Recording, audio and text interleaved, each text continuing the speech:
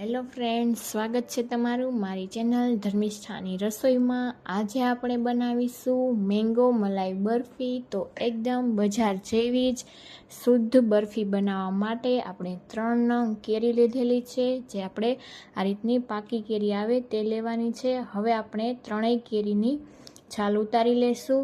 તો એકદમ સરસ આપણી બજાર જેવી જ ટેસ્ટી મેંગો બરફી બનીને તૈયાર થશે। તો આ રીતે આપણે ત્રણેય કેરીની છાલ ઉતારી લેશું અને તેના ટુકડા કરી લેશું। તો આ રીતે નાના નાના આપણે તેના ટુકડા કરી લેશું। તો ઓછી વસ્તુથી અને ઓછી મહેનતમાં એકદમ શુદ્ધ આપણી બરફી બનીને તૈયાર થશે।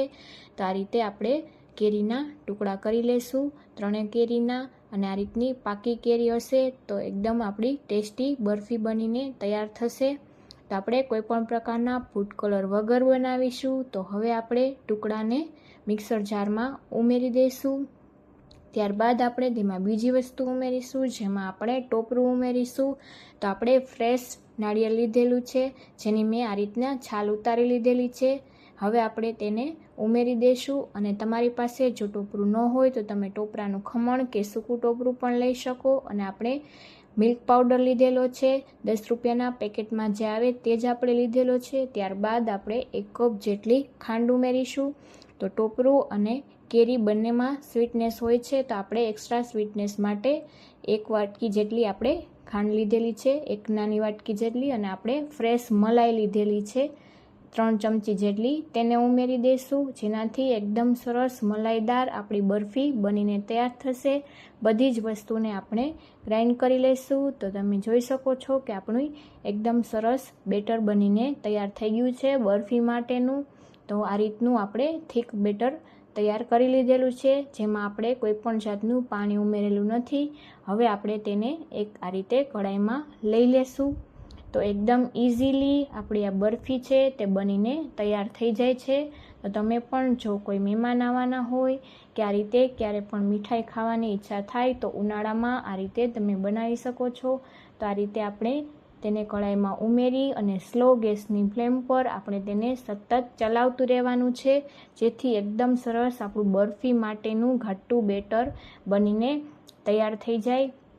તો આ રીતે આપણે સતત ચલાવતું રહેવાનું છે, જેથી કરીને નીચે ચીપકી ન જાય અને એકદમ સરસ ઘટ બનીને તૈયાર થઈ જાય। તો આ રીતે આપણે સતત ચમચાની મદદથી તેને ચલાવતા રહીશું। તો બજારની જે ભેળસેળવાળી મીઠાઈ ખાવાને બદલે તમે પણ એકવાર આ રેસીપીથી મેંગો મલાઈ બરફી બનાવીને ટ્રાય કરજો, જે ખાવામાં ખૂબ જ ટેસ્ટી લાગે છે।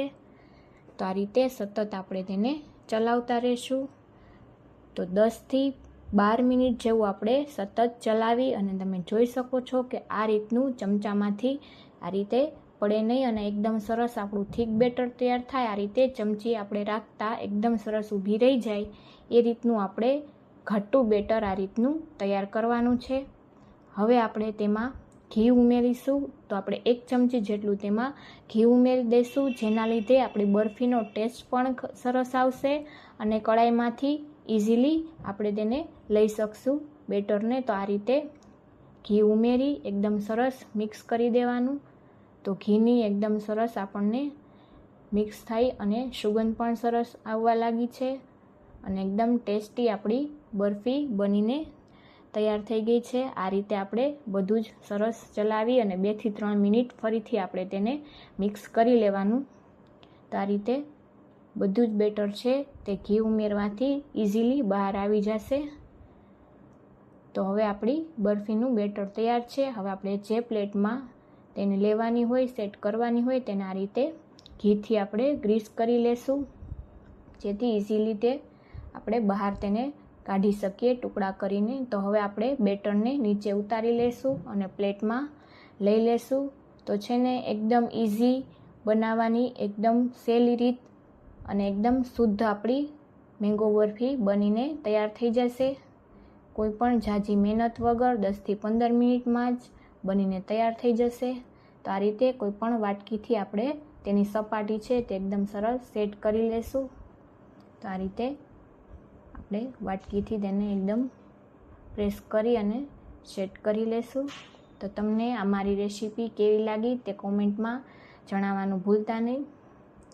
અને જો તમને મારો આ વિડીયો ગમ્યો હોય તો વિડીયોને લાઈક કરજો, શેર કરજો. તો આપણે આ રીતે એકદમ સરસ બધી જ સપાટી કરી લીધી છે. હવે 2 થી 3 મિનિટ જેવું રહેવા દઈ અને ત્યારબાદ આપણે તેમાં આ રીતે કટ કરી લેશું. તો તમારે જે સાઈઝના ટુકડા કરવા હોય એ રીતનું આ રીતે કટ લગાવી દેવાનું. તો આપણે આ રીતના ચોરસ ટુકડા કરી લેશું. તો આ રીતે બંને સાઈડથી આપણે તેના ટુકડા કરીને તૈયાર કરી લેશું. તો બાળકોને આ મેંગો બરફી ખૂબ જ પસંદ આવે છે. તો તમે એકવાર જરૂરથી આ રેસીપી ટ્રાય કરજો. તો આપણે હવે ટુકડા કરી લીધા છે. હવે ઉપરથી આપણે તેમાં થોડી પિસ્તાની કતરણ ઉમેરી દઈશું, જેથી એકદમ સરસ આપણા લુકમાં પણ સરસ આપણી બરફી લાગે. તો આ રીતે થોડી બધામાં આપણે કતરણ ઉમેરી દઈશું પિસ્તાની. ત્યારબાદ આપણે થોડી બદામની કતરણ ઉમેરી દઈશું. તો તમને જે પણ ડ્રાયફ્રૂટ પસંદ હોય તે તમે ઉમેરી શકો છો.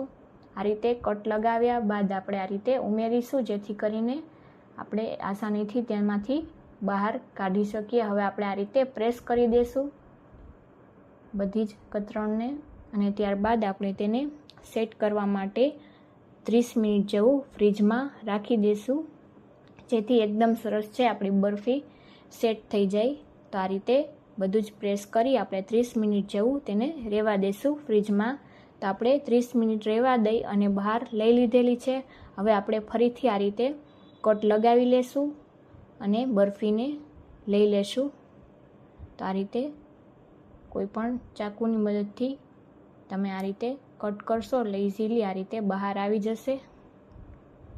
તો તમે જોઈ શકો છો કે આપણી એકદમ સરસ જોતાં જ ખાવાનું મન થઈ જાય એવી મેંગો મલાઈ બરફી બનીને તૈયાર છે.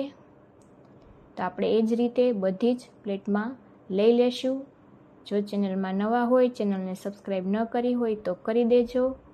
Thank you for watching.